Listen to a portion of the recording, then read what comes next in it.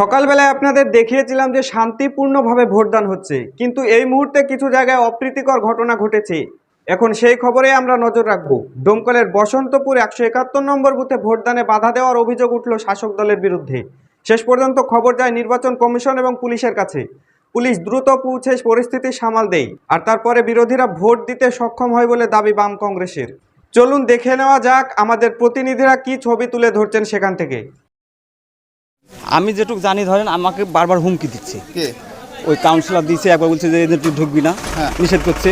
আর প্রত্যেকটা টিএমসির নেতারা আমাকে বলছে যে তুই এজেন্ট ছিলি, বেরিয়ে গেছিস, আর ঢুকবি না কেন কোন সময়ের জন্য, তারা তো ঠ্যাং ভেঙে দেবো, ওই করবো। প্রত্যেকটা নেতারা ওরা করছে আমাকে, আমার পুরো টার্গেট। আমাদের টাউনের প্রেসিডেন্ট আমি আশিক ইকবাল বলছি। তো আমি যখন ভোট দিতে যাই, ভোট দিতে যাওয়ার সময় যাকে তাকে লাইনে ঢুকে যাচ্ছে। ওদের 6 থেকে 8 জন মতো এজেন্ট আছে টিএমসি। আমাদের একটা এজেন্টের বেশি দিতে দিচ্ছে না।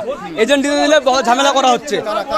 টিএমসির লোক ওরা গিয়েছে। আমি ভোট দিতে যাচ্ছিলাম, তখন আমাদের একটা লোককে মারা হয়। তখন আমি যাই, আমি ভিডিও করতে যাই, আমাকে মারতে আসা হয়। 50-60 জন মিলে ওরা মারতে আসে, মদ খেয়ে মারতে এসছে। আমি পালিয়ে আসি, তখন তারপরে আর আমি যাই না ওখানে।